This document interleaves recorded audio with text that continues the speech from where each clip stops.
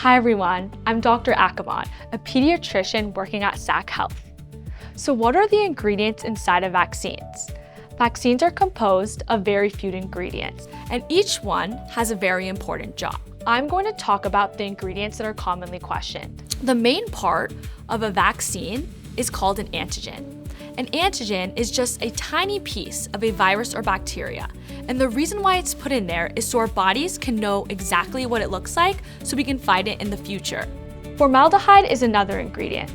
It is used to turn off the germ or the antigen so it cannot cause disease in our body, and so that the antigen can perform its function. Another commonly questioned ingredient is aluminum, but aluminum is nothing to be afraid of. Aluminum is actually found in our everyday food and water. Babies get more aluminum from breast milk or formula than they do from vaccines. The purpose of vaccines is simple: to protect your child from getting a serious illness.